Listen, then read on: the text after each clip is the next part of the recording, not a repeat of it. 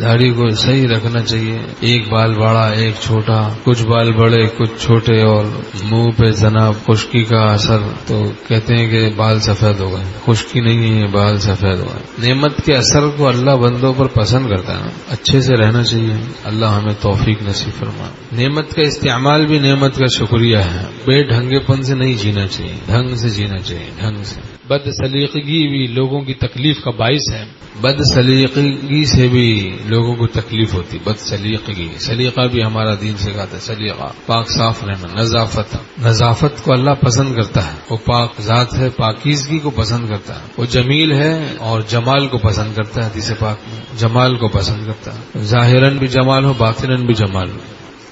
اور ناخنوں کو کاٹنا چاہیے نا بھائی، ہر جمعے کو کاٹیں، صحیح سے کاٹیں، نظافت کے خلاف ہے نا بڑے بڑے ناخن رکھنا، صاف ستھرا رہنا چاہیے۔ فإن حقیقت الطہارہ طہارت الاسرار من دنس الاغیار، حقیقت طہارت یہ کہ دل غیر اللہ سے پاک ہو جائے۔ ہمارا دین صفائی ستھرائی سکھاتا ہے، بد سلیقگی سے بھی بچنا سکھاتا ہے، تناسب بھی سکھاتا ہے، نظافت بھی سکھاتا ہے، طہارت بھی ہمارا دین سکھاتا ہے، صفائی نصف ایمان۔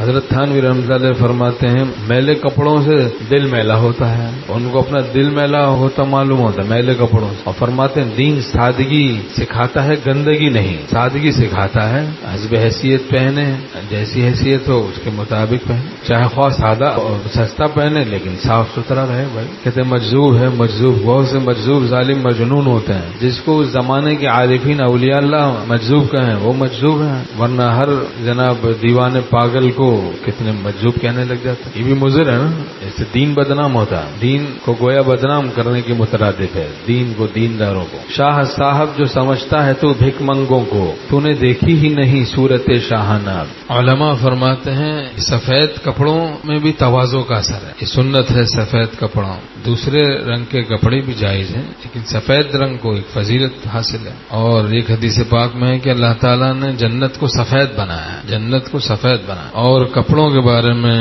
حدیث شریف میں ہے کہ کپڑا بھی اللہ کو یاد کرتا ہے، بندہ جب کپڑے پہنتا ہے کپڑا بھی اللہ کا ذکر کرتا ہے، جب تک کہ وہ میلا نہ ہو جائے، تو صاف کپڑے پہننا چاہیے، صاف ستھرا رہنا چاہیے۔ ایسے ہی بیت الخلاء میں کپڑے لٹکانا، اس سے بھی احتیاط کرنی چاہیے، کوئی جگہ مناسب ہو جہاں کپڑے لٹکائے جائیں۔ اور بیت الخلاء میں ہی چپل رکھے، یہ نہیں ہے کہ وہ گھر کی چپلیں بیت الخلاء میں لے کے پھر نکل کے پورے گھر میں گھوم رہے ہیں، ڈھنگ سے رہنا چاہیے بھائی، بے ڈھنگے پن سے بچنا چاہیے۔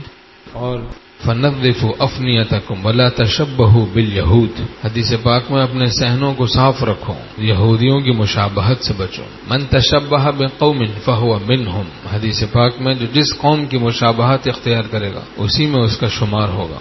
اور ہر چیز کو اپنی جگہ رکھنی چاہیے۔ اب یہاں بھی ہم دوستوں کو بتاتے ہیں بھائی کہیں کپ رکھا ہوا ہے تو بھائی یہاں کیوں رکھا ہوا ہے، ہر چیز اپنی جگہ پہ رکھی ہو اچھی لگتی ہے، اپنی جگہ پہ نہ رکھی ہو تو بری لگتی ہے، بری لگتی ہے، اپنی جگہ پہ نہیں رکھی تو بری لگے گی، لوگوں کی تکلیف کا باعث ہوگی، اور اس کے مقابلے میں اپنی جگہ رکھی ہو تو اچھی لگے گی اور لوگوں کے لیے راحت کا باعث ہوگی کہ ڈھونڈنے کی زحمت نہیں ہوگی۔ گھر میں کوئی کنگا رکھنے کی جگہ مقرر ہے، متعین ہے، تو وہاں کنگا کر کے نہ رکھنا، حضرت مفتی شفیع صاحب رحمۃ اللہ علیہ فرماتے تھے یہ لوگوں کی تکلیف کا باعث ہے، نیل کٹر ہے، ایک جگہ مقرر ہے، استعمال کر کے وہیں نہ رکھنا، یہ گھر والوں کی تکلیف کا باعث ہے، اور ایذائے مسلم حرام ہے، گناہ کبیرہ ہے۔ اب اس کو معمولی سمجھا جاتا ہے، بھائی معمولی سی باتیں اٹھایا، کنگا کہیں چھوڑ دیا، نیل کٹر کہیں چھوڑ دیا، اب دوسرا آ رہا ہے پریشان ہو رہا ہے، تکلیف میں مبتلا ہے کہ بھائی کہاں رکھ دی فلاں چیز کہاں رکھ دی۔ جن گھروں میں انتظام نہیں ہوتا تو وہاں بے برکتی ہوتی ہے، پریشانیاں ہیں، چک چک ہے، الجھنے ہیں۔ باقی یہ کہ کوئی ناموافق بات پیش آئے تو صبر کرے آدمی، اللہ کے لیے صبر کرے۔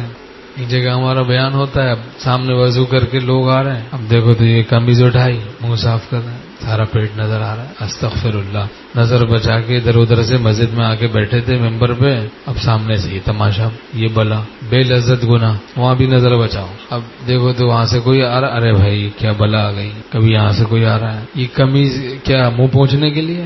وضع الشیء فی محلی، ہر شے کو اپنے محل میں رکھنا چاہیے، پین سے ناڑا نہیں ڈالنا چاہیے۔ شاعر کہتا ہے کبھی لکھنے لکھانے کی تو نوبت ہی نہیں آتی، میں ناڑا ڈال لیتا ہوں ضرورت جب بھی پڑتی ہے۔ تو قمیض سے منہ پوچھنے دیکھا، اماں تو دیکھنی تھی، پردے سے منہ پوچھا، نکل گئے۔ تو بہرحال بھائی یہ جو میں نے بتایا بے ڈھنگے پن سے سب بچیں گے نا انشاءاللہ تعالی. کبھی جناب ایسے ہی کپڑے پھینک دیتے ہیں, یہاں کپڑے سکھا دیتے ہیں بعض لوگ, وہ سوکھتے ہی رہتے ہیں, درخت سوکھ جاتے ہیں ان کے کپڑے نہیں سوکھتے ہیں, وہ لٹکے ہوئے ہیں تو لٹکے ہوئے ہیں, درخت سوکھ رہے ہیں کپڑے نہیں سوکھ رہے ہیں. ہم بتاتے ہیں بھائی سوکھ گیا وہ اس کو رکھ دو اپنے بیگ ویگ میں, یہ نہیں ہے کہ وہ لٹکے ہوئے ہیں تو لٹکے ہوئے ہی ہیں. زیادہ تفصیل میں نہیں جاؤں گا, تھوڑی شرافت کا مظاہرہ بھی کرنا چاہیے.